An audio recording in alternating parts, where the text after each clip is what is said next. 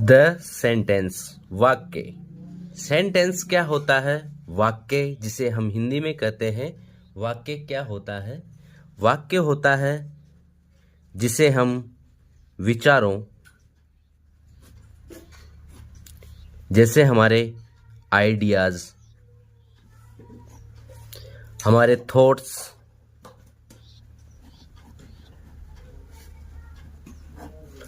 हमारे ओपिनियन,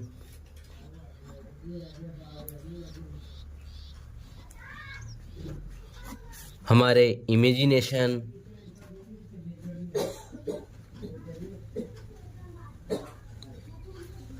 हमारी फीलिंग्स, ये सब हम व्यक्त करते हैं, एक्सप्रेस करते हैं, ये बोलकर या लिखकर। स्पष्ट अभिव्यक्ति, विचारों की स्पष्ट अभिव्यक्ति,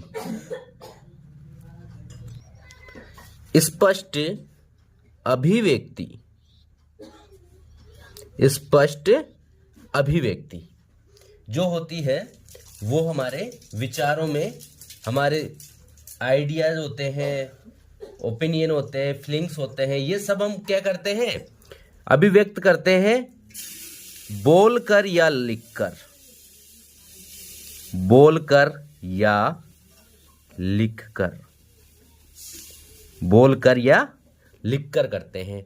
ठीक है, ज्यादातर हम बोलकर करते हैं या लिखकर करते हैं।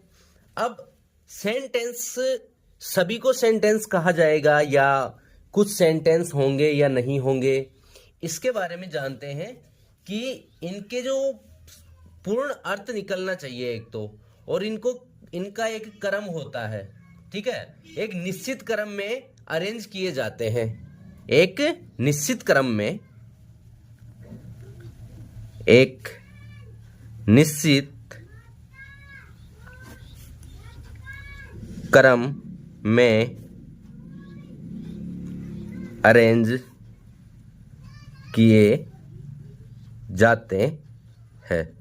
कोई भी व्यक्ति बोल रहा है तो उसमें शब्दों का जो चयन होता है, जिसका पूर्ण और सार्थक अर्थ निकलता हो, कंप्लीट एंड मीनिंगफुल निकलता हो, वो कहलाता है, शब्दों का ऐसा समूह जो होता है वो सेंटेंस कहलाता है। शब्दों का ऐसा समूह सेंटेंस कहलाता है। हिंदी में हम एक वाक्य लिखेंगे, राम पढ़ रहा है। यहां पर राम पढ़ रहा है, इस वाक्य से पता चल रहा है कि राम क्या क्रिया कर रहा है और सही व्यवस्थित तरीके से बोला जा रहा है। अगर इसी वाक्य को हम लिखते, रहा है राम पढ़, तो इसका क्या अर्थ है? रहा है राम पढ़, इसका अर्थ कुछ नहीं है, एक मीनिंगफुल वाक्य नहीं है, कंप्लीट वाक्य भी नहीं है ये, और मीनिंगफुल वाक्य भी नहीं है। इसलिए इस तरह से सेंटेंस की आवश्यकता जो है, यहाँ पर एक पूर्ण और सार्थक अर्थ निकलता है, और शब्दों का वो जो समूह होता है, ये सेंटेंस होते हैं। इसे अंग्रेजी में हम लिख सकते हैं, Ram is reading. Ram is reading, Ram पढ़ रहा है। सेंटेंसों को इसके अलावा कई तरीके से हम, वाक्यों के प्रकार होते हैं जिन्हें अलग अलग तरीके से लिखते हैं।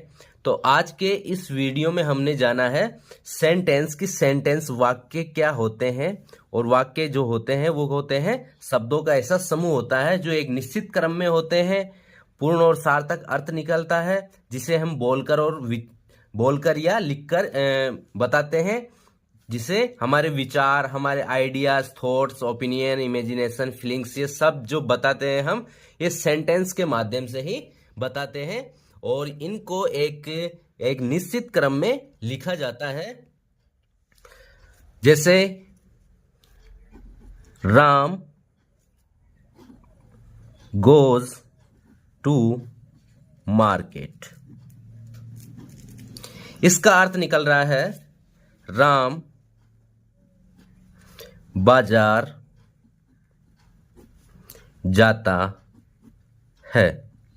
अब इससे पता चल रहा है कि राम बाजार जाता है एक सही क्रम में है और सही सार्थक अर्थ निकल रहा है। तो ये जो शब्द है, ये शब्द है राम शब्द, बाजार शब्द, जाता है, जाता शब्द और है शब्द, इन शब्दों के समूह से मिलकर एक सार्थक और पूर्ण अर्थ निकल रहा है। तो इन्हें ही हम क्या कहते हैं, सेंटेंस कहते हैं। नेक्स्ट वीडियो में हम पढ़ेंगे द सेंटेंस के टाइप्स ऑफ सेंटेंस। तो सब्सक्राइब कीजिए एनसीईआरटी क्लासेस टॉक को, बने रहिए और मिलते हैं अगले वीडियो में। धन्यवाद।